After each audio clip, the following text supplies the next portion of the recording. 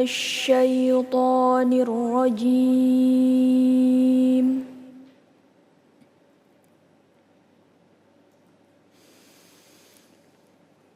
بسم الله الرحمن الرحيم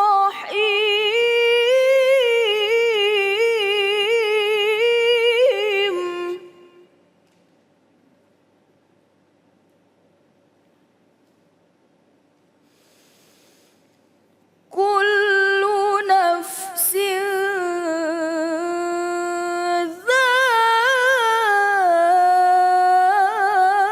ذائقة الموت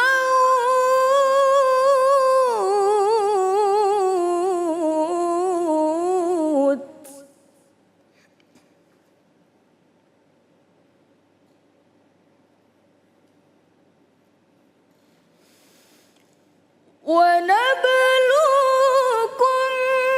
بالشر والخير فتنة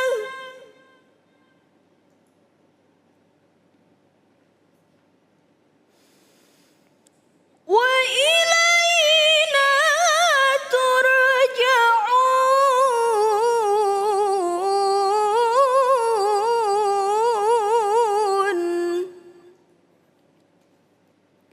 صدق الله العظيم. Bismillahirrahmanirrahim. Allahumma salli ala Sayyidina Muhammad wa ala ali Sayyidina Muhammad. Assalamualaikum warahmatullahi wabarakatuh. Masya Allah, alhamdulillahirrabbilalamin. Di hari yang insya Allah penuh dengan barakah ini, kembali lagi saya Ali Zainal menemani pemirsa di rumah di dalam cahaya hati Indonesia. Dan terima kasih Nadia Hawashi ya, tadi sudah melantunkan ayat suci Al-Quran di awal, mudah-mudahan menjadi penenang hati kita semuanya. Dan baik, kita ada beberapa tema nih, aduh ini temanya luar biasa, diantaranya mengikhlaskan yang sudah pergi. Ya Allah susahnya pastinya ya, apalagi yang kita ikhlaskan orang-orang yang kita sayangi ya. Dan yang selanjutnya banyak tertawa mematikan hati. Banyak tertawa mematikan hati, bukan berarti nggak boleh ketawa ya, tapi banyak tertawa mematikan hati, Masya Allah. Dan yang terakhir antara uang dan manusia, udah kebayang tuh ya, Masya Allah. Dan nanti kita bertemu dengan guru-guru kita yang dimuliakan oleh Allah Subhanahu Wa Taala. Tentu saja nanti ada bersama kita Kiai Haji Fikri Haikal MZ, Kiai Haji Muhammad Nur Hayid, dan tentu saja ngaji yuk bersama Ustadz Syam. Dan langsung aja kita akan masuk ke dalam tema kita yang pertama, mengikhlaskan yang sudah pergi, bersama guru kita Kiai Haji Fikri Haikal MZ. Assalamualaikum Kiai. Waalaikumsalam warahmatullahi wabarakatuh. Kalau ngomongin ikhlas ini apa ya, susah. Banyak orang tahu ilmunya tapi nggak bisa ngamalinya Kiai. Gampang diucapin, susah dikerjain. Kalau udah ikhlasin aja, jangan sedih kan gitu kan ya. Kita bisa ngomong gitu aja ya, tapi untuk mewujudkannya bukan hal yang mudah. Baik guru, mohon ilmunya bagaimana sih ikhlas itu dan bagaimana memang kita tuh udah benar-benar ikhlas. Assalamualaikum warahmatullahi wabarakatuh. Waalaikumsalam warahmatullahi wabarakatuh. Alhamdulillahi rabbil alamin. Salatu wassalamu ala asrafil anbiya'i wal mursalin. Sayyidina wa maulana Muhammadin wa ala alihi wa sahbihi ajma'in, amma ba'du. Yang mulia para ulama, para kiai, para habaib, para asatiz dan asatizah. Yang saya cintai seluruh pemirsa di mana saja Anda berada. Yang namanya maut pasti akan datang menghampiri kita. Karena itu kematian sesuatu yang pasti akan terjadi. Karenanya itu merupakan musibah. Maka seorang muslim yang apabila ditimpa musibah, mengalami kematian keluarga, sanak famili, handai dan tolan, maka dia dianjurkan untuk mengucapkan innalillahi wa inna ilaihi raji'un. Ini bukan cuma sekedar slogan, ini bukan cuma sekedar ucapan, tapi juga ini sebuah perenungan yang dalam. Ketika seorang yang beriman kepada Allah ditimpa musibah dengan kematian sanak keluarganya, dia ucapkan kalimat innalillahi, dia mengetahui maksud dan arti kandungan ucapan tersebut. Saudara, innalillahi wa inna ilaihi rajiun, bentuk kepasrahan, keikhlasan tentang apa yang sudah menjadi keputusan Allah. Maka orang beriman menerima itu dengan hati yang lapang dada. Inilah keikhlasan. Karenanya di awal tadi saya katakan gampang diucapkan tapi susah dikerjakan. Ucapan innalillahi cuma sekedar jadi slogan. Mungkin saja kita memahami artinya, tapi kita kurang merenungi kemana arahnya. Bahwa kematian bukan cuma akan menghinggapi saudara kita, tapi kita juga akan mengalami apa yang disebut dengan kematian. Begini gampangnya, seseorang yang terlalu sedihnya berlarut-larut, ditinggal mati oleh orang yang dicintai.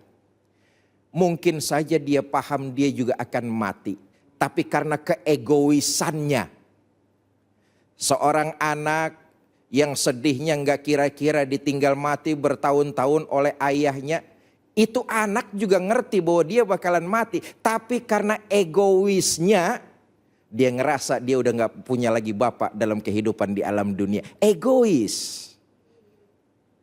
Seorang istri yang ditinggal mati oleh suaminya, lalu hanyut berhari-hari, berbulan-bulan, bahkan bertahun-tahun. Soal mati dia pun paham dia akan mati. Tapi dia sebagai seorang istri yang sudah tidak punya suami lagi. Karena itu slogan innalillahi bukan cuma sekedar ucapan, tapi bentuk keikhlasan, kepatuhan, berpasrah dan menerima keputusan yang Allah berikan kepada kita. Bapak, Ibu, saudara-saudara, para pemirsa yang saya cintai. Hidup ini kan tinggal nunggu giliran. Kalau keluarga kita, famili kita, handai tolan kita, kerabat kita, mereka sudah jalan duluan. Satu saat pasti maut itu akan datang menjemput kita. Bahkan usia sekarang di akhir zaman ini manusia hidup sangat relatif singkat. Itu sudah di warning oleh baginda kita Nabi besar Muhammad sallallahu alaihi wasallam 15 abad yang lalu. Kata baginda Nabi, di akhir zaman nanti umatku itu umurnya nggak bakalan jauh-jauh dari angka 60 sampai 70 tahun. Dan ini sudah terbukti, sodakta, terbukti. Jarang sekali orang sekarang ini yang umurnya sampai ratusan tahun. 60 sampai 70 tahun. Jarang yang ratusan tahun. Iyalah, kalau sejarah memang mencatat orang-orang dahulu itu memang umurnya panjang-panjang. Kita baca sejarah, Nabi Adam itu umurnya ribuan tahun. Zuriyah, keluarga, anak keturunannya umurnya ribuan tahun. Kita juga baca sejarah Nabi Nuh alaihi salam umurnya 850 tahun.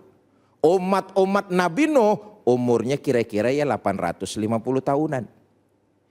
Kita ini umat baginda Nabi besar Muhammad sallallahu alaihi wasallam. Beliau memberikan peringatan 60 sampai 70 tahun umur umatku di akhir zaman, enggak jauh. Bahkan kalau kita mau mengambil perenungan, Nabi Muhammad itu wafat dipanggil oleh Allah umurnya 63 tahun. Kita umat baginda Nabi ya tentu nggak akan jauh-jauh dari angka segitu. Kalau begitu terhadap orang-orang yang sudah meninggalkan kita lebih dulu boleh sedih. Karena itu memang fitrahnya manusiawi. Tapi jangan sedih terlalu berlarut-larut. Ini yang tidak boleh. Kenapa? Kita menyadari hidup tinggal menunggu giliran saja. Yang kedua, ketentuan Allah, keputusan Allah, itulah yang terbaik buat makhluknya, buat kita. Orang-orang yang kita cintai mereka dipanggil wafat lebih dahulu. Itu ketentuan Allah yang terbaik buat almarhum dan buat yang ditinggalkan. Apa hikmahnya? Pertama, siapa tahu almarhum kalau diberikan umur panjang oleh Allah, dia akan larut dan terjerumus dalam dosa dan kemaksiatan. Begitu sayangnya Allah kepada hamba sehingga diambil hamba itu ke pangkuannya. Yang kedua, mungkin saja kalau orang-orang yang kita cintai umurnya panjang, mereka mengalami sakit yang bertahun-tahun.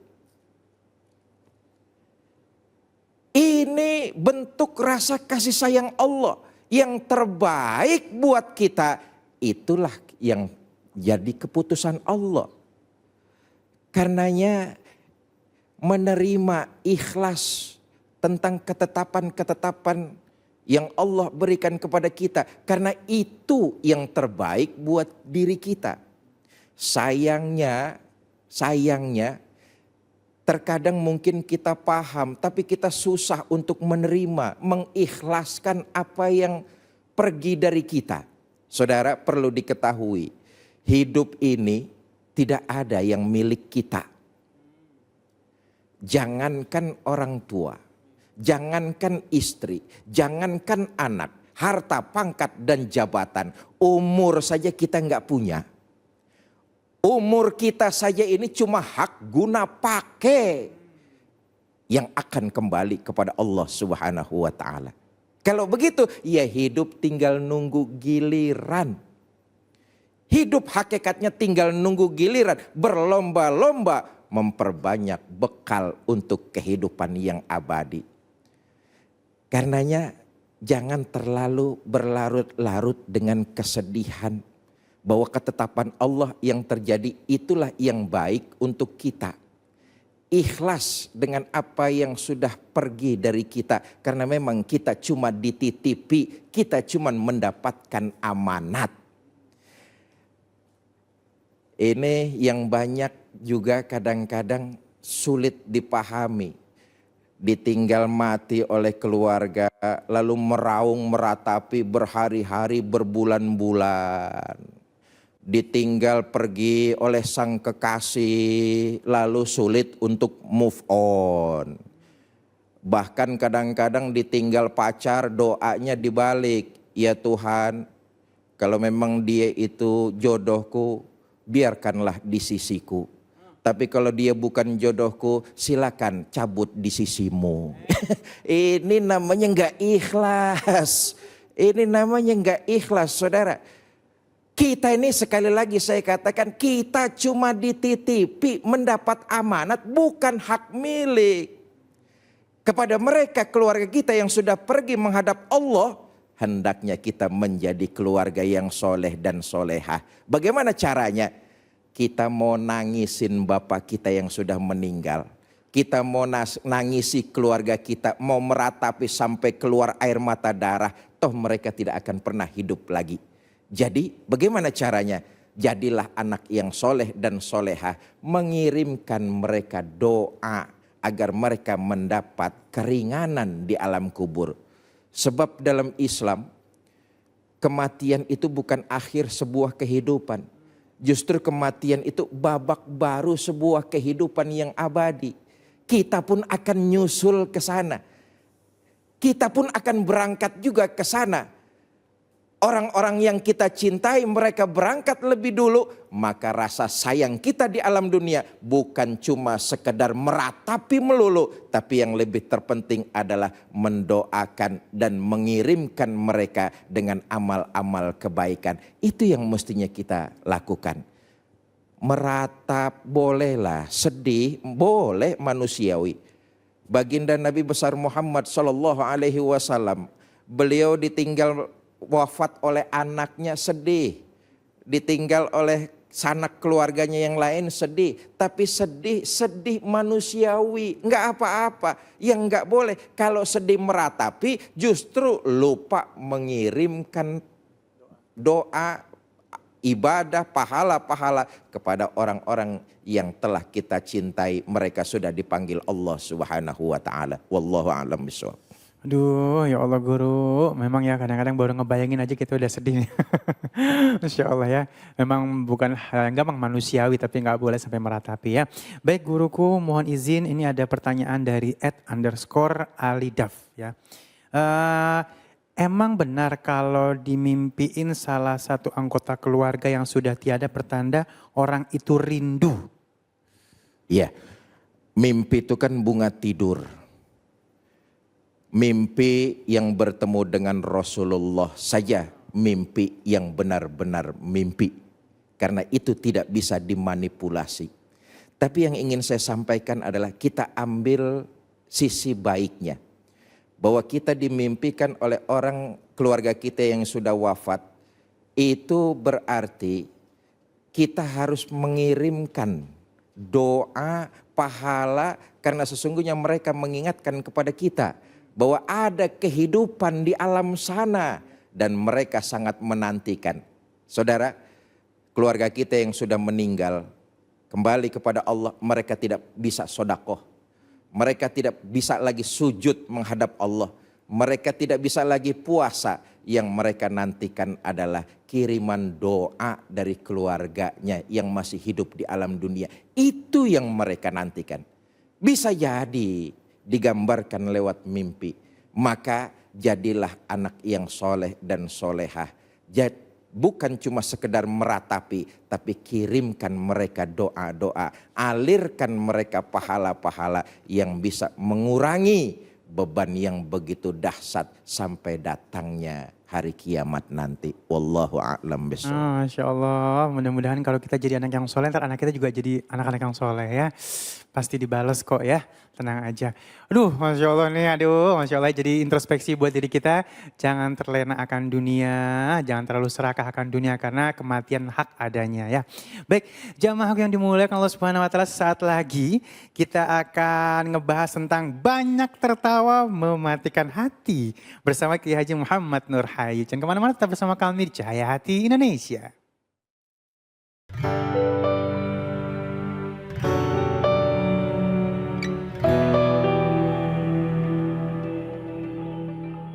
Sebagai manusia, kita mungkin tidak melewati satu hari pun tanpa diisi dengan tawa. Bahkan tertawa menjadi hal yang wajib bagi beberapa orang sebagai tanda bahwa dirinya bahagia. Namun, yang perlu kita ketahui adalah bahwa Rasulullah SAW melarang kita terlalu banyak tertawa. Karena terlalu banyak tertawa dikhawatirkan dapat mematikan hati kita. Oleh karena itu, tertawalah sesuai porsinya, jangan berlebihan. Lebih baik kita banyak menangis karena mengingat dosa, sebab hal itu lebih dicintai oleh Allah Subhanahu wa Ta'ala. Daripada banyak tertawa, sehingga menjauhkan kita dari mengingat Allah.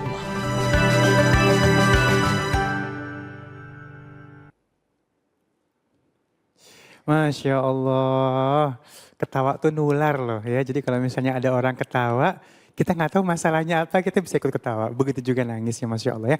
Dan kita akan bahas lebih dalam lagi mengenai tema kita, banyak tertawa bisa mematikan hati. Bersama guru kita yang dimuliakan Allah Subhanahu Wa Taala, Kiai Haji Muhammad Nur Hayy. Assalamualaikum Kiai. Waalaikumsalam warahmatullahi wabarakatuh. Duh, ini kadang-kadang kita nih kalau ketawa overload, terlalu berlebihan dan susah berhenti. Nah, nih ya. Tapi lihat orang tertawa itu membuat hati kita menjadi nyaman. Nyaman ya. Cuman tertawa yang bagaimana, yang boleh dan yang tidak. Masya Allah, nah itu dia. Mohon ilmunya Kiai, silakan. Siap. Terima kasih Ustadz Ali.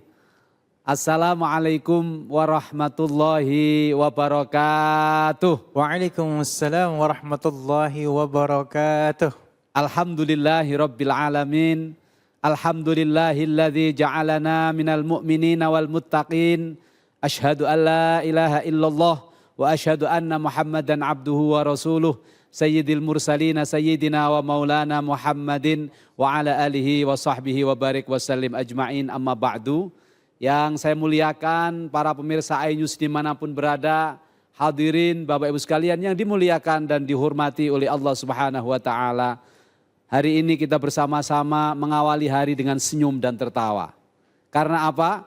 Karena senyum dan tertawa adalah tanda kita sebagai orang-orang yang bersyukur kepada Allah Subhanahu wa taala. Oleh karena itu, pastikan jangan ada sedih ketika kita menyambut mentari pagi. Karena kesedihan akan mempengaruhi hari demi hari, waktu demi waktu, jam demi jam yang kita jalani. Pertanyaannya, tertawa yang bagaimana yang diperbolehkan dan tertawa yang bagaimana yang akan mematikan hati. Karena ada satu riwayat dari Imam Tirmidzi bahwa orang yang banyak tertawa akan mematikan hati.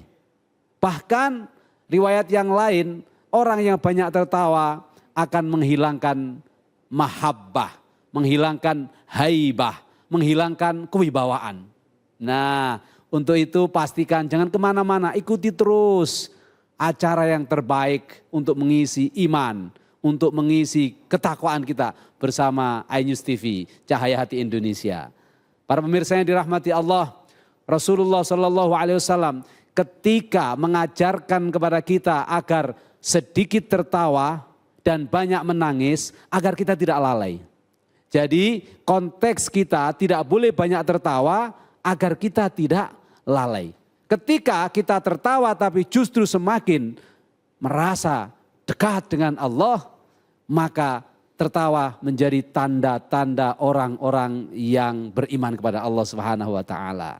Dalam salah satu kitab yang sangat terkenal, semua ulama menjadikan kitab itu rujukan, namanya kitab Ihya Ulumuddin, Imam Ghazali mengutip salah satu riwayat dari hadisnya Rasulullah SAW bahwa orang-orang pilihan itu adalah orang-orang yang banyak tertawa. Kenapa? Karena dengan banyak tertawa dia menunjukkan kepada seluruh makhluk Allah yang lain rahmatnya Allah itu sungguh luas dan luar biasa. Jadi tertawanya dalam konteks mensyukuri nikmat. Tetapi dalam konteks yang lain Imam Ghazali juga mengingatkan berdasarkan salah satu ayat Al-Quran yang meminta agar kita menyedikitkan tertawa dan memperbanyak menangis. Kenapa? Karena dengan menyedikitkan tertawa sesungguhnya akan ada waktu untuk kita dalam mengingat Allah. Sebab orang tertawa itu Mas Ali biasanya sering lalai. Orang tertawa kalau tidak dikontrol bahkan bisa melampaui batas. Banyak enggak ketemuan orang tertawa terbahak-bahak sampai naudzubillah, mohon maaf, terkencing-kencing. Tertawa terbahak-bahak sampai tertawa-tawanya itu bikin batuk. Akhirnya bahkan ada yang mati gara-gara tertawa. Makanya jangan sampai berlebihan. Maka hadis yang melarang tertawa dan menjadikan hati mati itu adalah bentuknya wala tuksirud dhahak. Bisa dibaca wala tuksirud dhahki. Wala tuksirud dhahik. Boleh, itu ada 3 riwayat. Jangan perbanyak tertawa. Karena apa? Li'anna kasratad dhahak tumitul qalbi. Mematikan hati. Nah, ada yang bertanya, mematikan hati itu maksudnya apa? Orang kalau sudah tertawa, umumnya orang, kalau yang tertawa bukan orang yang ahli agama, bukan orang yang memiliki ilmu, biasanya tertawanya memang sekedar memperturutkan hawa nafsu. Betul apa enggak? Atau ngetawain orang. Pokoknya hidupnya bagaimana bikin orang itu tertawa atau dia menertawakan orang. Maka di sini akan banyak turunan kajiannya nanti. Bagaimana hukumnya orang yang pekerjaannya membuat orang tertawa. Nah, itu bisa kita bikin 2 jawaban. Yang pertama, kalau memang ya tertawanya itu membuat yang tertawa semakin ingat kepada Allah, maka bisa jadi itu akan mendapatkan maslahat dan kebaikan. Tetapi kalau tertawanya isinya justru akan membuat lalai kepada Allah, bahkan bermaksiat kepada Allah, na'udzubillahi min dzalik.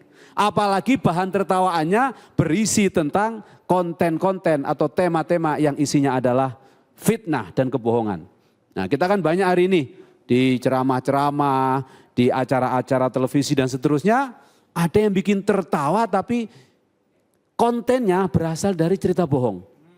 Na'udzubillah, itu bisa sangat berbahaya. Karena selain tidak membawa berkah, membawa orang untuk hatinya mati juga bernilai menebarkan kebohongan atau fitnah. Na'udzubillah. Oleh karena itu Rasulullah dalam Sahih Bukhari menegaskan ciri tertawa yang boleh itu seperti apa. Dalam riwayat Sayyidah Aisyah radhiyallahu anha, ini hadisnya agak panjang, saya tidak perlu bacakan. Intinya selama Sayyidah Aisyah radhiyallahu anha menemani Rasulullah, tidak pernah beliau Sayyidah Aisyah radhiyallahu anha melihat Rasulullah tertawa yang sampai terlihat ujung dari lisannya. Jadi langit-langitnya nggak pernah. Jadi ini contoh ya, jangan ditirukan oleh para jamaah. Hahaha. Kalau begini kan kelihatan. Nah, kalau tertawa dalam konteks yang wajar, seperti kita lihat orang tertawa. Ini tertawa nggak? Tertawa nggak? Ini tertawa, ini boleh. Kenapa nggak terlihat pangkal bagian dalam atau langit-langit dari mulut kita? Nah, di sini sebenarnya makna dari kita tidak boleh tertawa terbahak-bahak yang terlalu berlebihan sehingga mematikan hati. Sebab Nabi Sulaiman saja dalam Al-Quran diabadikan. Beliau ketika melihat prosesi semut yang mengkomando anak buahnya masuk karena pasukan Nabi Sulaiman akan masuk. Beliau ngerti bahasa semut. Beliau mengatakan fatabas sama Sulaiman. Ya. Nabi Sulaiman senyum. Tapi setelah tabassam, setelah senyum apa? Faliyadhaku. Tertawa. Ya, tertawanya itu apa? Tertawanya itu tidak sampai terbahak-bahak. Intinya berarti yang nggak boleh itu tertawanya bagaimana? Terbahak-bahak, sampai terpingkal-pingkal, sampai terbatuk-batuk, sampai terkencing-kencing, sampai terjatuh, sampai dari kasur, dari kursi, dari tempat manapun.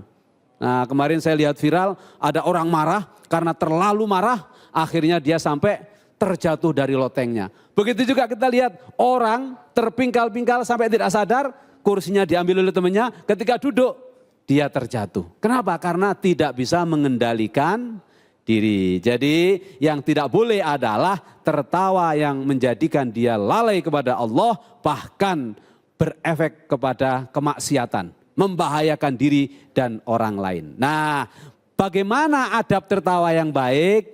Rasulullah Shallallahu Alaihi Wasallam mengajarkan kepada kita agar selalu berbagi bahagia. Berbagi bahagia itu apa? Berbagi bahagia itu tentu tidak mungkin kalau tidak ditampakkan dari keindahan senyum wajah kita. Jadi senyum dulu, kemana-mana senyum. Karena apa? Karena senyum dari wajahmu kepada saudaramu itu adalah sedekah. Tabassamukum fi wajhi akikum shadaqah. Tabassamukum fi wajhi akhikum shadaqah ini awal dari adab kita tertawa. Jadi kalau kita sudah bisa senyum, saya ketemu Ustaz Ali. Ustaz Ali, assalamualaikum, apa kabar? Baik Ustaz. Senang apa enggak lihat model Enak. saya menyapa begini? Benar. Tapi kalau saya sapa, Ustaz Ali, apa kabar? Baik guru, baik. Nah, kayak mau berantem. Iya benar. Iya enggak? Iya benar. Nah, awal dari adab tertawa adalah awali dengan senyum. Karena dengan senyum itu lama-lama akan melahirkan respon positif dari partner, dari orang yang kita senyumi. Maka dari situ akan ada pertanyaan lanjutan, bagaimana kabar di rumah? Baik. Nih lihat muka saya nih. Baik, bagaimana? Alhamdulillah. Alhamdulillah. Ustaz. Senyum semacam inilah yang insya Allah akan mendapatkan berkah dan pahala dari sisi Allah Subhanahu wa taala. Kenapa? Karena senyum inilah yang akan melahirkan cintanya seseorang kepada kita semua. Lebih-lebih ada salah satu riwayat dari hadisnya Rasulullah Shallallahu Alaihi Wasallam bahwa orang-orang yang selalu memasukkan kebahagiaan kepada hatinya orang lain itu pahalanya luar biasa, pahalanya dahsyat. Kalaupun kita tidak bisa ngasih makan, ngasih minum, ngasih uang, maka idkhalus surur ala akhihil muslim fahuwa shadaqah. Jadi sedekah kita tidak harus ngasih sesuatu, tapi memasukkan kebahagiaan, apakah itu dengan senyum, dengan adab yang baik, dengan tata krama yang mulia, itu juga bernilai sedekah. Selain dari tasbih, tahmid, tahlil, takbir, itu juga bernilai sedekah.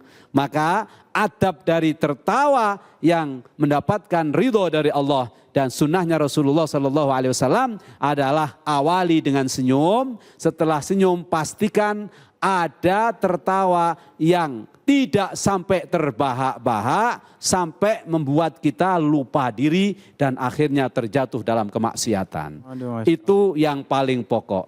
Tetapi saya punya satu riwayat tadi yang saya jelaskan pada Ustadz Ali dan para jamaah hadirin Bapak Ibu sekalian yang dirahmati Allah.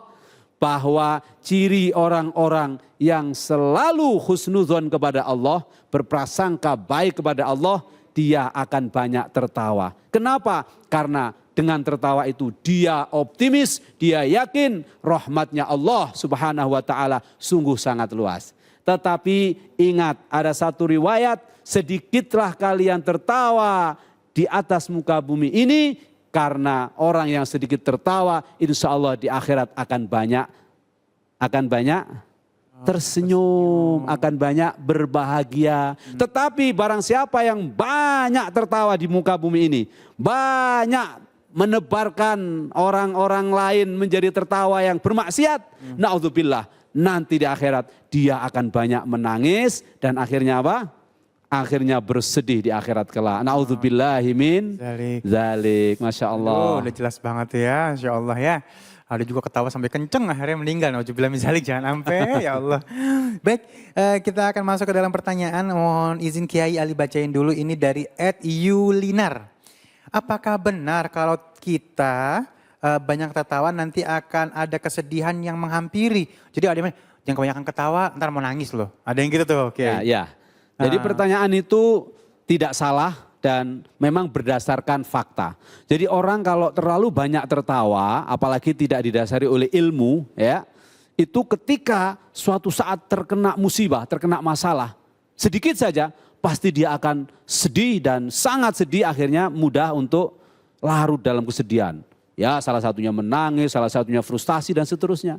Oleh karena itu proporsional. Ya, kapan kita tertawa, kapan kita bersedih, hanya saja untuk orang-orang sufi menyarankan kita, ahli tasawuf, orang-orang yang sedang menjalani salik, ya, menuju Allah Subhanahu wa taala, memang tidak boleh banyak tertawa. Senyum harus, karena itu adalah sunnah Rasul. Tapi kalau tertawa sampai keluar suara yang menggelegar bahkan, itu yang tidak boleh, ya. Kalau memang dalam konteks tertawa itu spontan, karena ada yang menarik sebagai wujud syukur, itu boleh. Karena dalam satu riwayat Rasulullah SAW juga pernah bertemu beberapa sahabat yang memang wataknya lucu. Ya, ketika diceritakan watak lucunya sahabat ini oleh sahabat lain, oleh Sayyidina Abu Bakar, Sayyidina Umar, oleh Sayyidina Hamzah, Rasulullah tertawa. Tapi sekali lagi tertawanya tidak sampai terbahak-bahak tadi. Boleh spontan. Tapi kalau tertawa didesain, tertawa itu direncanakan sedemikian rupa, ya wallahu a'lam. Saya tidak termasuk setuju dengan yang demikian. Masya Allah. Jadi kalaupun kita ketawa kita terus mendekatkan diri kita kepada Allah Subhanahu wa taala ya Mas. Dan tertawa yang niatnya untuk mengakui rahmatnya Allah sangat luas dan luar biasa. Agar kita selalu optimis, tidak pesimis. Iya. Karena optimis terhadap rahmatnya Allah itu perintah Al-Quran. Wala tayasu fi raihillah. Wala taqnatu min rahmatillah subhanahu wa ta'ala. Masya Allah. Baik, Masya Allah. Waduh, jadi happy nih kita nih ya. Ya. Dan kita jadi ada pagar, jangan kebablasan ya. Dengan apa yang sudah disampaikan oleh guru kita ya. Baik, insya Allah sesaat lagi kita masih akan membahas tentang antara uang dan manusia.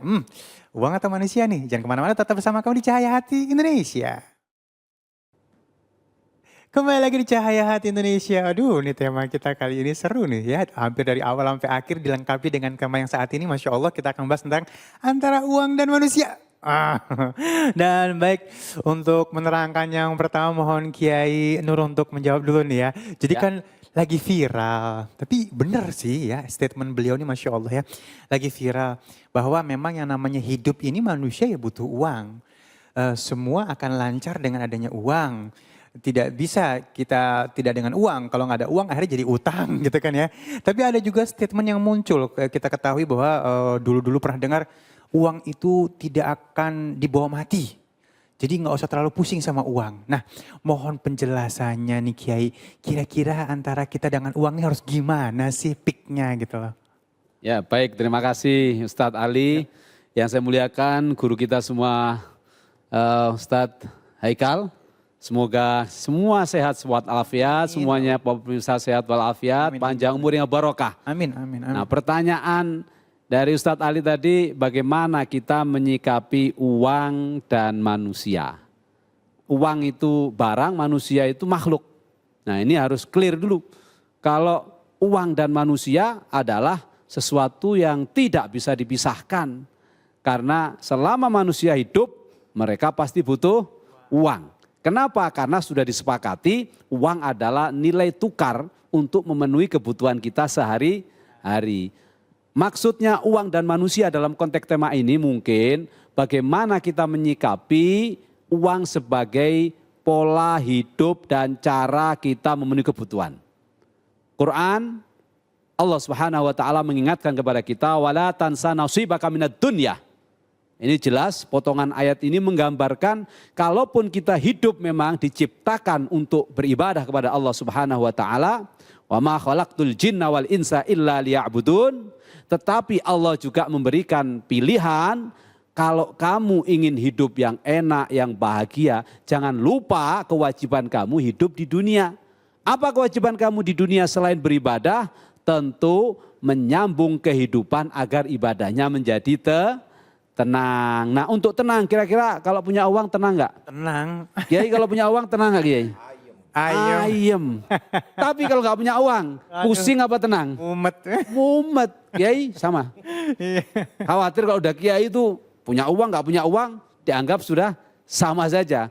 Saya kalau punya uang tenang, nggak punya uang ya tenang, tetapi kita cari uangnya kan gitu. Betul. Nah, oleh karena itu cara terbaik dalam mengelola hubungan kita dengan uang adalah jangan berlebihan. Jangan uang itu dianggap segala-galanya. Meskipun memang kita tidak memungkiri bahwa dengan uang banyak hal bisa diselesaikan. Tetapi koridor agama harus dipegang. Uang yang harus kita peroleh pastikan itu uang yang halalan thayyibah. Kenapa? Karena kalau kita asal dapat uang, naudzubillahi min dzalik. Selain nanti uang yang kita peroleh, kita makan daging yang tumbuh dari barang yang haram yang kita makan, tidak akan pernah untuk bisa masuk surganya Allah sebelum dibersihkan dan dijilat oleh api neraka. Allahu Akbar. Naudzubillahi min dzalik. Itu catatan pertama. Yang kedua, pastikan uang yang kita kumpulkan itu tidak melebihi batas kebutuhan kita di dunia. Nah, kalau sudah bicara batas kebutuhan kan sangat personal. Bisa jadi butuh saya Alphard, butuh saya rumah mewah. Ya sudah, selama dengan cara yang halal penuhi. Dan jangan lupa bayar zakat. Karena dengan zakat itu insya Allah akan membersihkan uang yang kita peroleh. Karena sejatinya uang yang kita peroleh adalah fadlum minallah.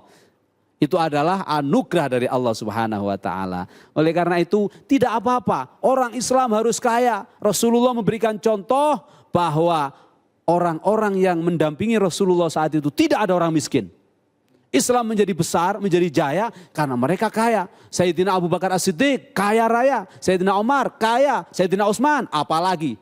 Mungkin yang banyak riwayat menyebutkan yang tidak terlalu kaya, tapi cukup. Mungkin bahkan riwayatnya sebagian kekurangan adalah Sayyidina Ali. Tetapi sahabat lain, itu Abdurrahman bin Auf dan seterusnya kaya-kaya. Karena dengan uang yang banyak, perjuangan Islam akan mudah. Tetapi kalau kita berlebihan, kita diingatkan, orang-orang yang berlebihan terhadap dunia, dia akan disibukkan untuk ngurusin dunia. Karena dunia, uang, butuh untuk dijaga. Sementara kalau ilmu, ya ilmu yang menjaga kita. Kalau kita banyak ilmunya enak.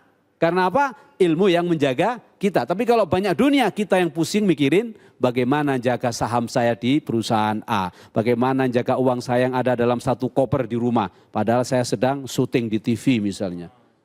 Ini yang kemudian menjadi catatan penting yang harus kita perhatikan. Jadi uang harus. Karena dengan uang kita bisa menyelesaikan banyak hal. Termasuk kalau kita jalan ada saudara kita yang kekurangan, belum makan, kita bisa keluarin uang. Tapi kalau nggak punya uang, ya saudara kita lapar, kira-kira ngomong apa? Ya. Tak doain ya. Iya. Apa jawabnya dia? Ya. Nggak butuh doa, Butuh duit. butuh duit. Nah, coba kalau orang-orang kaya. Itu Masya Allah. Nah, dalam beberapa riwayat disebutkan para tabiin, orang-orang hebat itu kaya-kaya. Ya, satu cerita, ini dalam satu kitab disebutkan, Sayyidina Imam Al-Mujtahid, Imam Malik itu kaya raya. Ya, kaya raya beliau. Makanya dengan kaya itulah beliau bisa berbagi, membiayai Imam Syafi'i belajar sampai ke Irak. Jadi harus kaya. Meskipun kita tidak boleh berlebih-lebihan. Iya, aduh baik bener ya. Artinya kalaupun kita punya uang harus tahu ilmunya, jangan sampai kebablasan. Nah, Kiai mohon tambahan ilmu lagi nih Kiai. Kira-kira bagaimana antara kita dengan uang? Iya, menambahkan ke Nur Hayit barusan. Ada kalimat yang menarik. Uang bukan segalanya, tapi segalanya perlu uang. Memang uang bukan segalanya, tapi segalanya hampir perlu uang.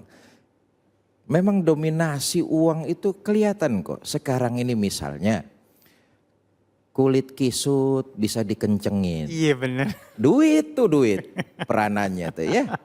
Iya. Hidung pesek bisa Mancung. dimancungin. Operasi ember tuh. Ya Allah, ember plastik. Duit artinya. Iya. Fenomena di masyarakat kita, lihat aja aki-aki keriput kalau habis nerima duit gusuran lenjeh lagi lagunya tuh.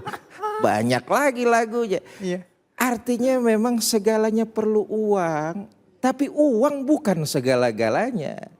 Ayat yang dibacakan ke Nur Hayit tadi, ambil bagian kita di dunia. Karena bagian kita di dunia inilah jembatan menuju kebahagiaan di akhirat. Itu yang abadi. Karena itu silakan kaya, silakan jadi konglomerat, harus. Silakan berharta, tapi sesuai dengan jalan syariat. Itu kan yang terpenting. Sejarah tadi Kiai Nur Hayit sudah mengatakan bahwa lingkaran baginda Nabi itu orang-orang agnia, konglomerat. Ummul Mukminin Sayyidah Siti Khadijah radhiyallahu anha itu konglomerat loh.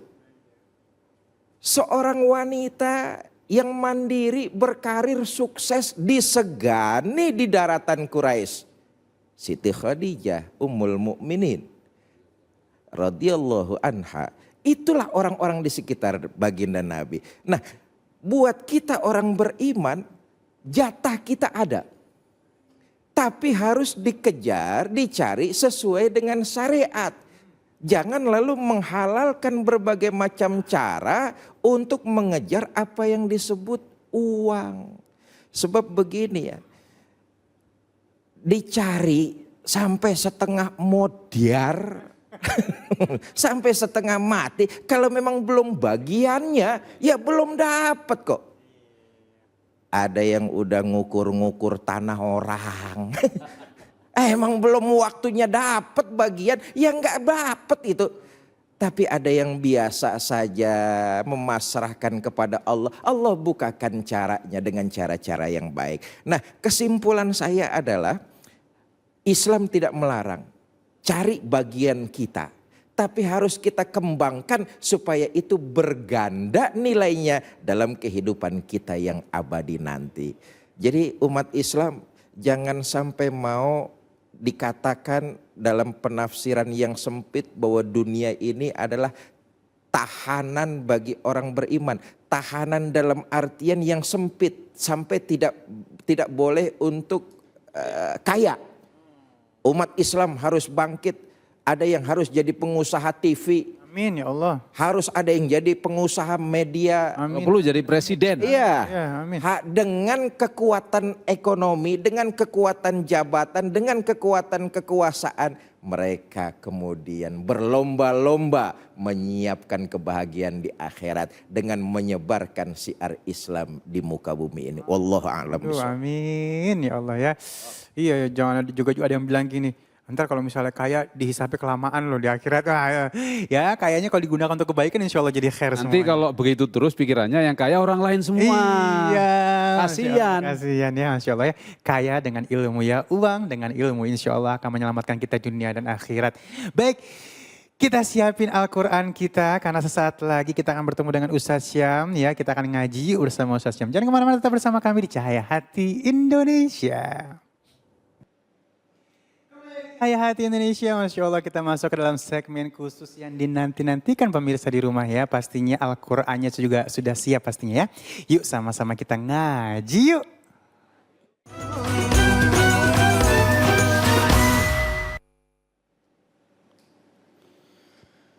أعوذ بالله من الشيطان الرجيم بسم الله الرحمن الرحيم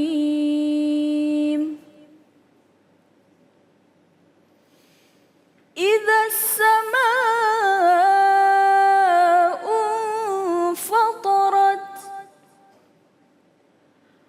وإذا الكواكب انتثرت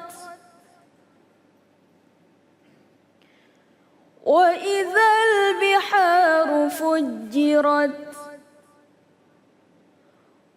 وإذا القبور بعثرت علمت نفس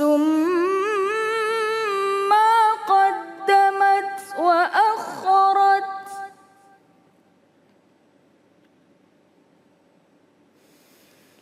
يا أيها الإنسان ما غرك بربك الكريم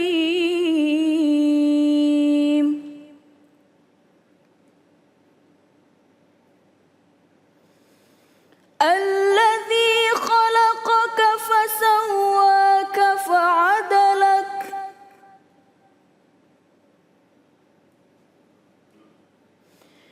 في أي صورة ما شاء ركبك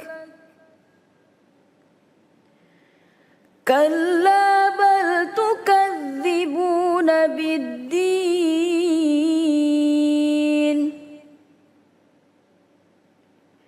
وإن عليكم لحافظين كراما كاتبين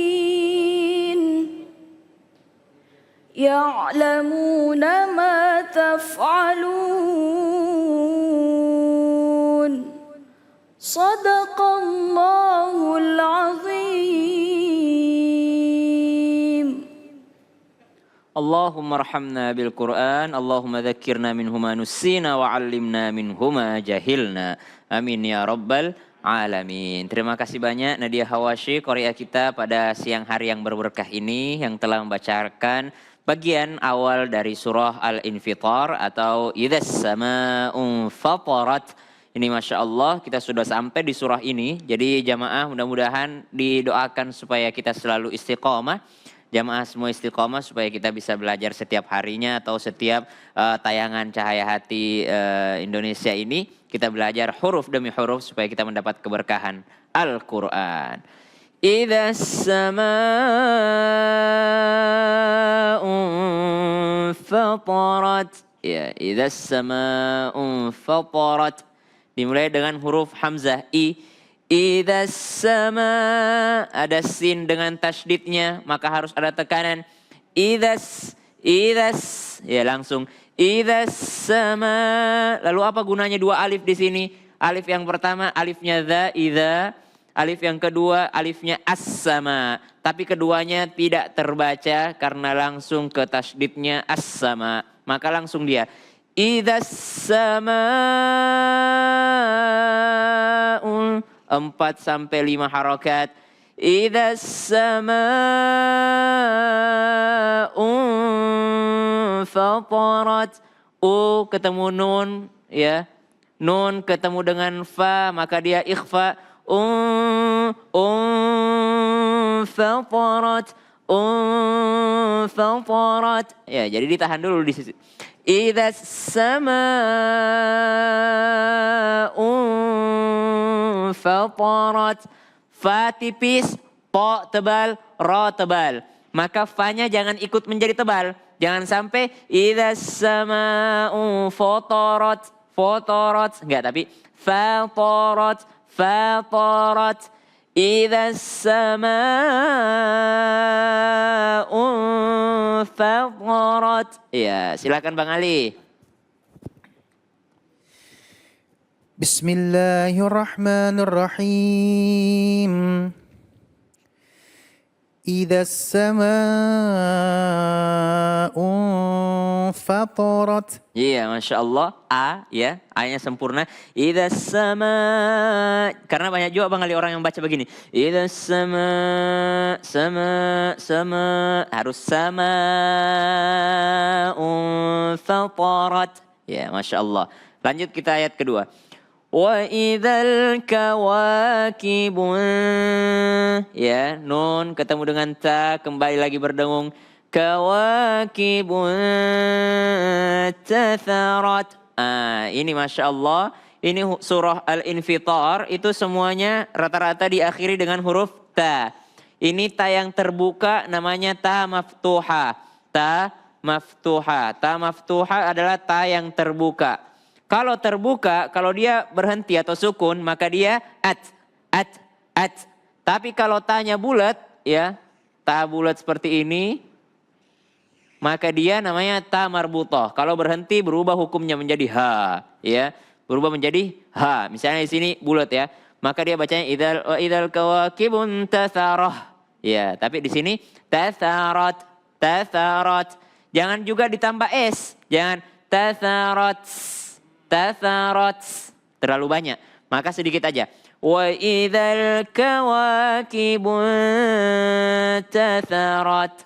Ya. Wa idzal biharu fujjirat. Wa idzal Wa idzal biharu fujjirat. Fu, janya tasdid, maka ja ada tekanan. Wa idzal biharu fujjirat.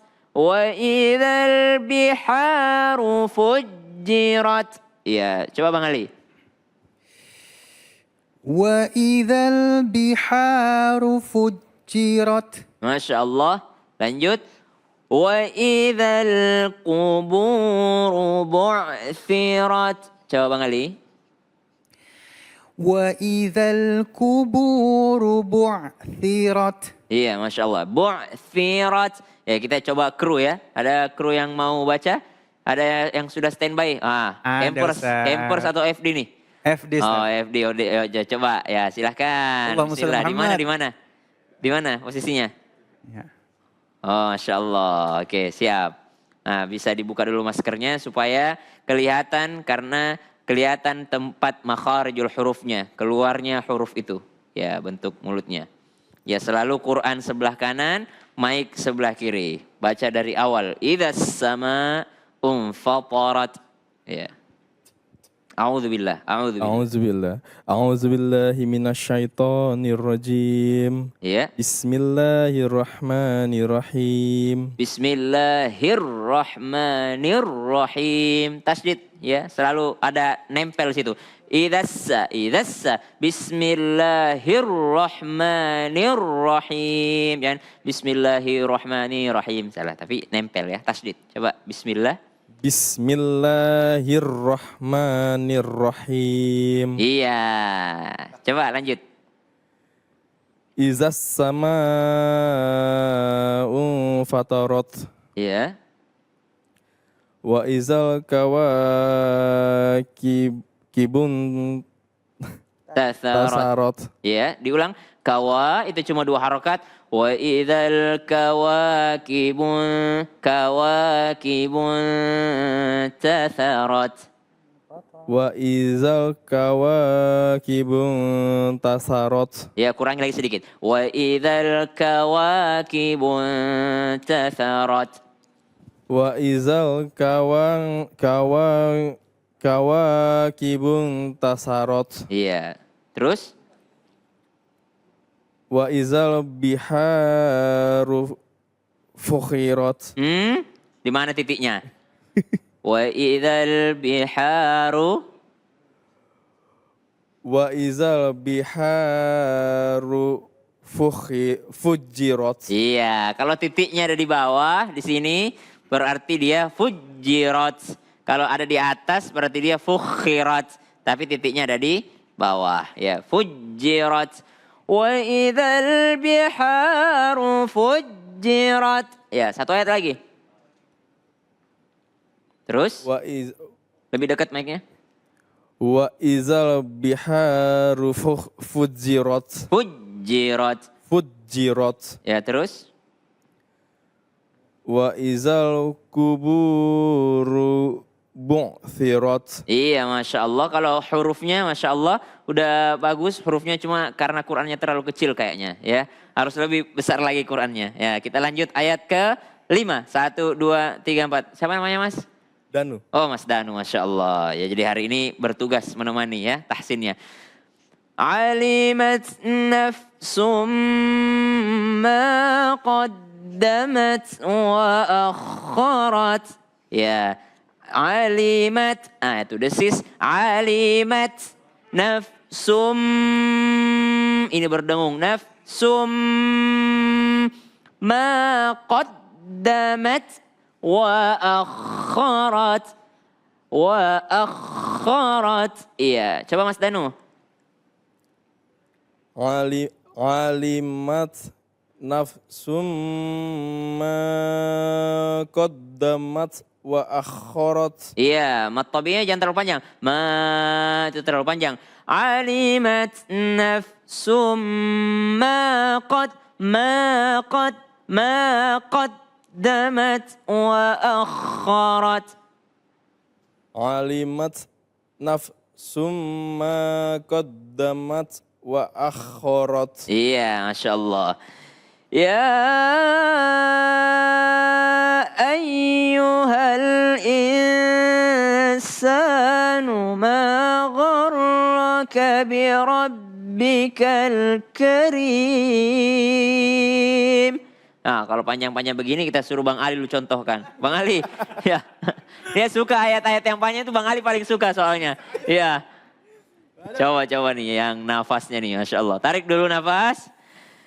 Ya ayyuhal insanu ma gharraka bi rabbikal karim. Masya Allah. Kurang sedikit. Insanu. 2 harokat. Insanu ma gharraka bi rabbikal karim. Coba Mas Danu perhatiin ya cara Bang Ali, nanti Mas Danu ulang. Ya, coba Bang Ali. Ya ayyuhal insanu ma gharraka bi rabbikal karim. Allah, Mas Danu silahkan. Iya. Coba nyontohin jamaah. Bismillahirrahmanirrahim. Ya ayyuhal insan. Berdengung. Ya ayyuhal insanu ma gharraka bi rabbikal karim. Ya, sekali lagi biar mulus. Coba lebih dekat mic-nya, kayak bukan FD aja. Coba lebih dekat mic-nya, biasanya FD yang ngajarin jamaah, Ibu, mic-nya deket Bu. Coba lebih dekat. Ya, biasanya gitu. Coba. Ya. Ya ayyuhal insanu ma gharraka bi rabbikal karim. Masya Allah. Jadi tasdidnya ada di ra, gharraka bi rabbika, ya, bi rabbikal karim. Ini Masya Allah. Ya ayyuha, 4 sampai 5 harokat ya-nya. Ya ayyuhal tahan. Insanu ma gharraka bi rabbikal karim. Itu Masya Allah. Mas Dan udah bagus bacanya. Alladzi khalaqaka fasawwaka fa'adalak. Alladzi khalaqaka fasawwaka fa'adalak. Ya, alladzi khalaqaka fasawwaka fa'adalak. Mas Danu silahkan. Allazi khalaqa fasawwaka fa'adalak. Coba diperhatiin. Allazi khalaqa fasawwaka fa'adalak. Ada huruf yang hilang nggak? Allazi khalaqaka fasawwaka fa'adalak. Tadi huruf apa yang hilang? Ka. Ya, coba diulang lagi. Allazi khalaqaka fasawwaka fa'adalak. Iya, Masya Allah. Alladzi khalaqaka fasawwaka fa'adalak. Kenapa orang pas puasa tuh disuruh ngaji? Supaya itu tidak haus sebenarnya kalau ngaji itu. Jadi kalau sampai ayat berapa nih? 1, 2, 3, 4, 5, 6, 7 ya. 7, 8 ayat Mas Danunya udah haus. Sampai di ayat 10 udah gak haus lagi gitu ya. Sekarang lagi haus kan? Alladzi khalaqaka fasaw. Nah itu fasaw. Karena wanya bertasydid. Jadi sa nempel ke waw. Fasawwaka fa'adalak. Ya kalau berhenti fa'adalak. Ya kalau lanjut fa'adalaka fi. Ya tapi kita berhenti maka jadi fa'adalak. Ya lanjut lagi. Fi panjang 4 harakat sampai 5 harakat. Fi ayyi ya bertasydid maka dia ditekan. Fi ayyi suratin ma syaa rakkabak. Ya. Fi ayyi ada huruf sad. Ya sad. Coba Mas Danu sad. Sod. Si. Shi. Su. Su. Su. Su. Ya. Sad. Sod. Sirata. Sirata. Ya. Sirata. Itu yang benar ya. Ihdinas siratal mustaqim. Coba ihdina. Ihdinas siratal mustaqim. Gak usah shi. Gak usah bibirnya maju. Karena kalau bibirnya maju menjadi sya. Ya. Ihdinas siratal mustaqim. Ihdinas siratal mustaqim. Jangan si, tapi si. Si. Ihdinas siratal mustaqim. Ihdinas siratal mustaqim. Iya, sekarang ini. Fi ayyi suratin ma syaa rakkabak. Fi ayyi suratim ma syaa rakkabak. Iya. Fi ayyi ya tasydid ya. Ayyi suratim ma syaa rakkabak. Bang Ali, kayaknya Bang Ali udah penasaran banget pengen nyobain. Silakan Bang Ali. Ya. Panjang-panjang Ustaz.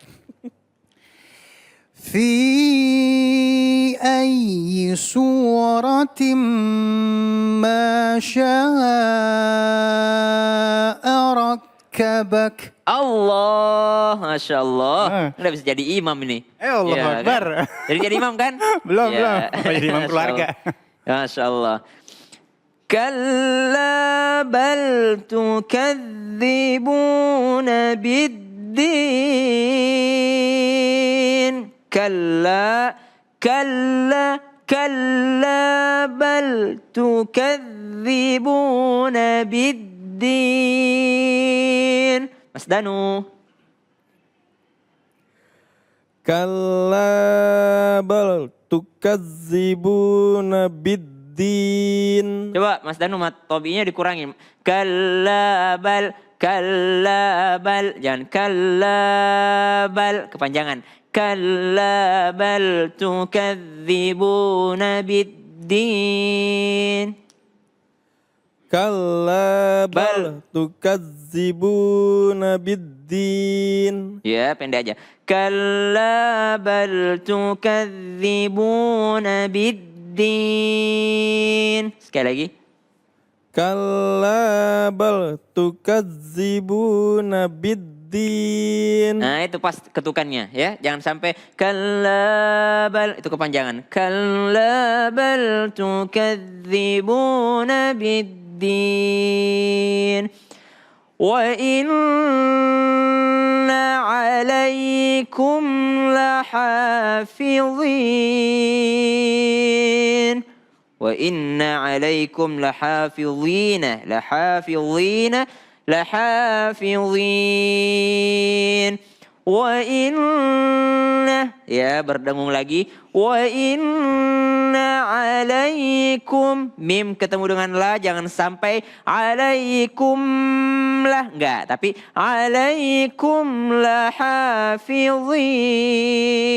Hafil, coba bilang hafil. Hafiz. Hafil, Hafiz. hafil Quran.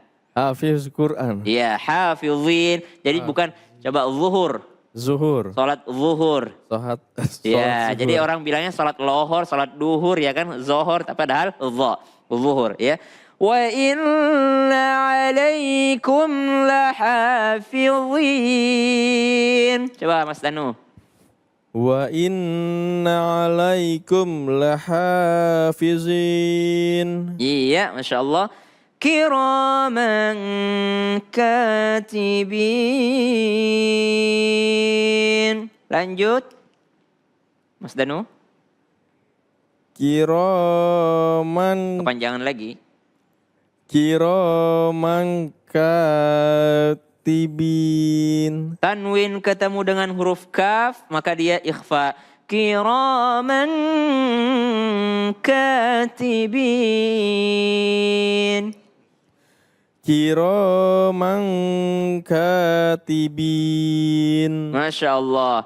Ya'lamuna ma taf'alun. Ya'lamuna ma taf'alun. Bang Ali coba. Ya'lamuna ma taf'alun. Mas Danu. Ya'lamuna ma taf'alun. Masya Allah, Mas Danu ini murah senyum. Dari tadi senyum-senyum terus. Masya Allah. Jadi harus disesuaikan juga kita. Jadi itu enaknya kalau kita tahu sedikit arti dari Al-Quran gitu ya. Jangan sampai kita lagi bahas ayat neraka, Mas Danu senyum-senyum gitu ya.